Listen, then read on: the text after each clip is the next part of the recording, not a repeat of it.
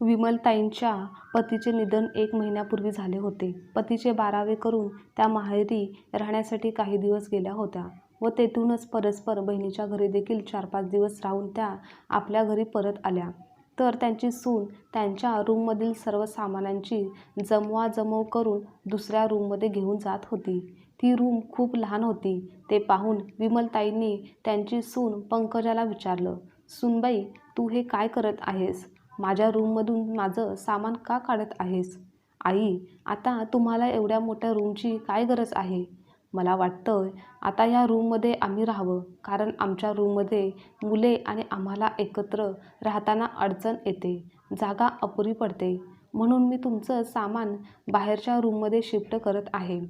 सूनबाईने दिलेलं उत्तर ऐकून तेव्हा विमलताई म्हणाल्या, "पण सूनबाई, अजून दोन्ही मुले लहान आहेत आणि ती रूम एवढी पण काही छोटी नाही आणि अजून तर ती दोघेही तुमच्या रूममध्येच झोपतात.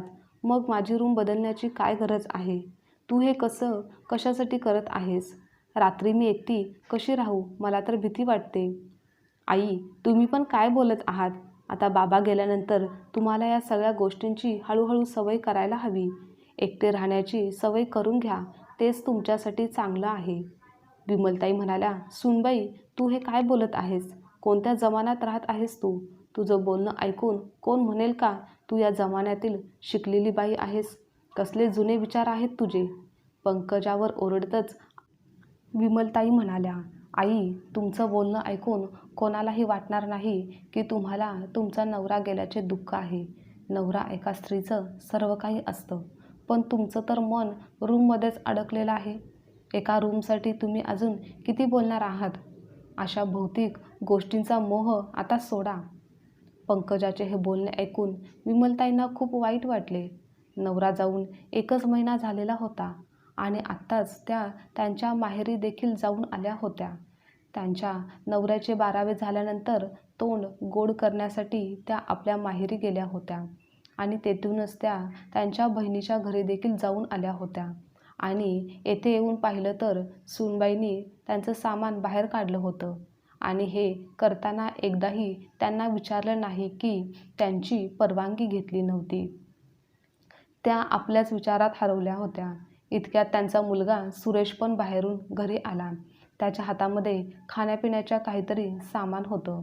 त्याने पटकन पंकजाला आवाज दिला, "पंकजा, नाश्ता घेऊन ये. खूप जोरात भूक लागली आहे आणि तू पण खाऊन घे. सकाळपासून एवढं काम करत आहेस." एवढ्यात त्याचं लक्ष विमलताईंकडे गेलं. "अगं आई, तू इथे कधी आलीस?" विमलताई म्हणाल्या, "आत्ताच आली, जेव्हा तुम्ही लोक माझं सामान बाहेर शिफ्ट करत होता." विमलताई सुरेशवर ओरडतच म्हणाल्या, "काय आई, आत्ताच आलीस ना आणि आल्या भांड्याला बडबड करायला सुरुवात केलीस? बाबा जाऊन काहीच दिवस झाले आहेत. आता बाबांच्या शिवाय तू राहणारच आहेस, मग रूमशिवाय पण राहू शकतेस ना? आणि तसंही नाही असं की तुला कोणतीच रूम आम्ही देत नाही. बाहेरची रूम पण आपल्या घराचा हिस्साच आहे. घराच्या बाहेर थोडीच तुला काढत आहे. आजकालची मुलं बघ, आईवडिलांना विचारत देखील नाहीत की त्यांना सांभाळत सुद्धा नाहीत आणि आम्ही तर तसं काहीच करत नाही ना. आम्ही तुला या घरातच राहण्यास सांगत आहोत, घराबाहेर नाही." सुरेशने विमलताईंना एका शब्दावर 10 शब्द ऐकवले होते. हे ऐकून विमलताईंना तर आपल्या कानावरती विश्वासच बसत नव्हता, कारण तो याआधी या शब्दात, या भाषेत कधीच बोललेला नव्हता. सुरेश तर वडिलांच्या समोर आज्ञाकारी मुलगा होता, पण आज वडील जाताच सून व मुलगा आपले हे रूप दाखवतील याची त्यांना अजिबातच कधी कल्पना नव्हती. विमलताईंना आपल्या पतीच्या निधनाचे दुःखात होत्या, त्यामुळे त्या जास्त काही बोलू शकल्या नाहीत आणि गपचूप बाहेरच्या रूममध्ये शिफ्ट झाल्या. कसं तरी रडत रडत त्यांनी रात्र घालवली होती. दुसऱ्या दिवशी सकाळी विमलताई उठल्या आणि अंघोळ करून पूजा करण्यासाठी किचनमध्ये आल्या.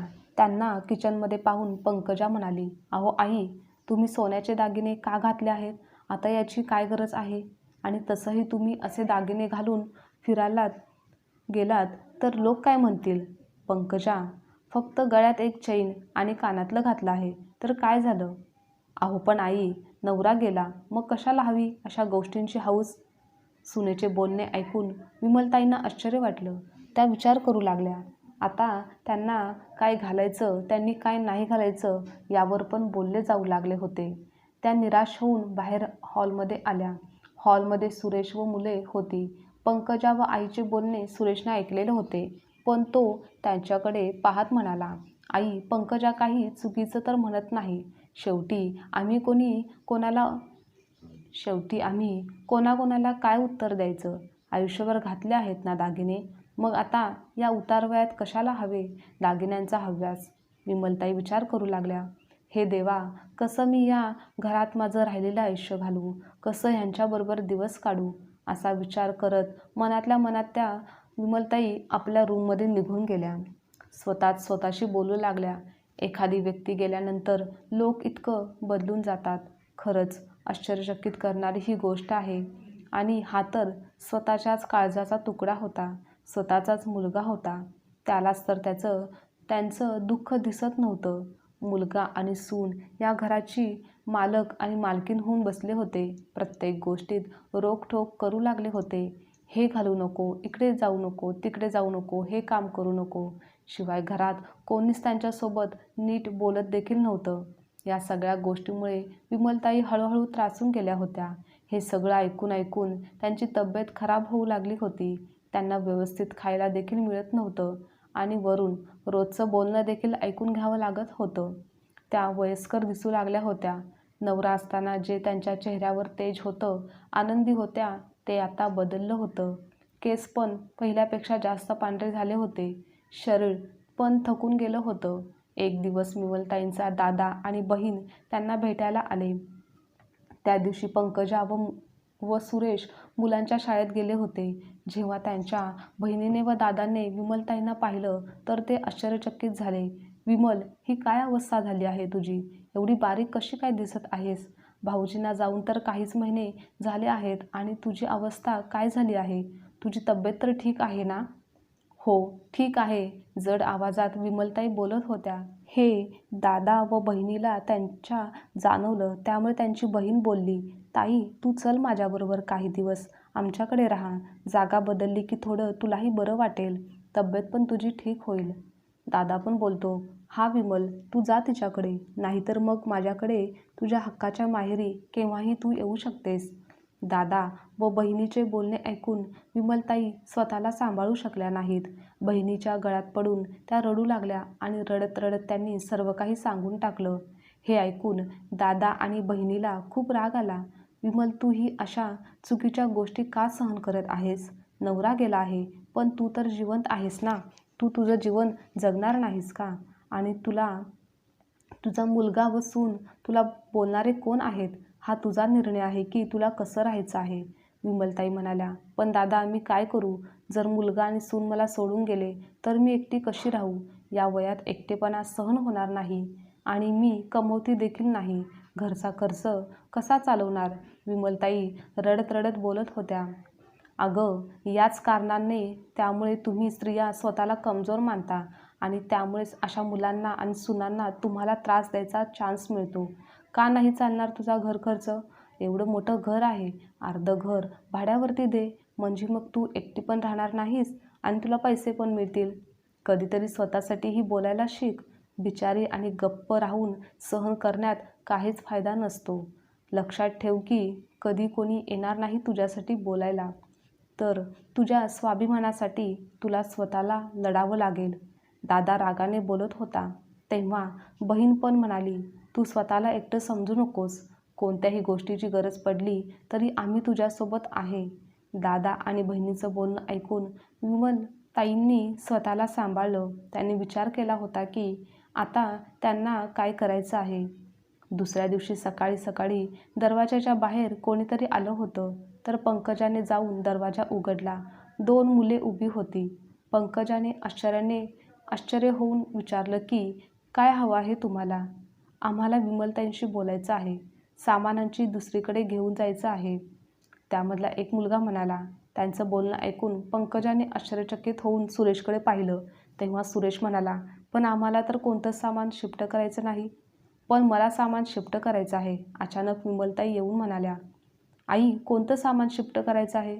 सुरेशने विचारलं. माझ्या रूममधलं सामान परत माझ्या जुन्या रूममध्ये शिफ्ट करायचं आहे, म्हणून तुमचं सामान तेथून काढा. आई, काय बोलत आहेस तू? हे आणि हां, हे काय लावलं आहेस? त्या दिवशी तुझ्याबरोबर बोललो होतो ना? सुरेश रागातच बोलला. पण तेव्हा तुम्ही तुमच्या मर्जीने सामान शिफ्ट केलं होतं. तेव्हा सामान शिफ्ट करताना मला विचारलं होतंच का? विमलताई म्हणाल्या. आई, तुम्ही थोडं जास्तच बोलत नाहीत का? आता तुम्ही विधवा झाला आहात. कमीत कमी वस्तूमध्ये आणि छोट्या रूममध्ये राहायला हवं. सूनबाई, विधवा झाले पण अजून जिवंत आहे. म्हणजे इच्छा आणि भावना अजून संपलेल्या नाहीत. विधवा होण्याचा अर्थ स्वाभिमान विसरून जाणं असं तर होत नाही ना? आणि हे घर माझ्या नवऱ्याचं आहे, माझं आहे. यावरती आज पण माझाच अधिकार आहे. तुझी हिंमत कशी झाली माझ्याच घरात, माझ्याच रूममधून मला बाहेर काढायची? अरे वा आई, आज तर खूपच बोलत आहात तुम्ही. जर त्या रूममध्ये तुम्ही पुन्हा राहायला गेलात तर आम्ही तुम्हाला यापुढे सांभाळणार नाही. तुमचा खाण्याचा खर्च काही आम्ही करणार नाही. तुमचा दवाखानाही तुम्हालाच पाहावा लागेल. आणि कसं करणार आहात तुम्ही हे सर्व? पंकजा हे सर्व कठोरपणे बोलत होती. तर हे ऐकून विमलताई हसतच म्हणाल्या, माझा खर्च माझं घर उचलेल. तुमच्यापासून तर मी आशाच सोडली आहे. आता तर मी सामान शिफ्ट करत आहे. तुम्हाला पण काही दिवसांची मुदत देत आहे आणि तुमच्यासाठी भाड्याचं घर शोधायला सुरुवात करा तुम्ही. आता मला हे घर माझं भाड्याने द्यायचं आहे. विमलताईंचं बोलणं ऐकून पंकजा आणि सुरेशच्या पायाखालची जमीनच सरकली. आई, तुम्ही आम्हाला घरातून कसं काय काढू शकता? तुम्ही आमच्यासोबत असं कसं काय वागू शकता? आणि आपलं स्वतःचं घर असताना आम्ही भाड्याच्या घरात का राहायचं? तुम्ही शिकलेले आहात ना? मग कायदा तुम्हाला पण माहिती आहे की या घराची मालकीण मी आहे. मग मी तुम्हाला घरातून बाहेर नक्कीच काढू शकते. आता इथून बाजूला व्हा. मला माझं सामान शिफ्ट करायचं आहे. असं म्हणून विमलताईंनी त्या दोन्ही मुलांना बाहेरच्या रूममधलं सामान परत आपल्या रूममध्ये शिफ्ट करायला सांगितलं. खालच्या राहिलेल्या घराचा अर्धा भाग भाड्याने दिला. घरकाम करण्यासाठी एक कामवाली बाई ठेवली. ती घरातील कामाबरोबरच त्यांच्यासाठी जेवण देखील बनवत होती. मुलगा आणि सून असून देखील त्या एकट्या राहत होत्या, पण त्यांचा स्वाभिमान त्यांच्यासोबत होता.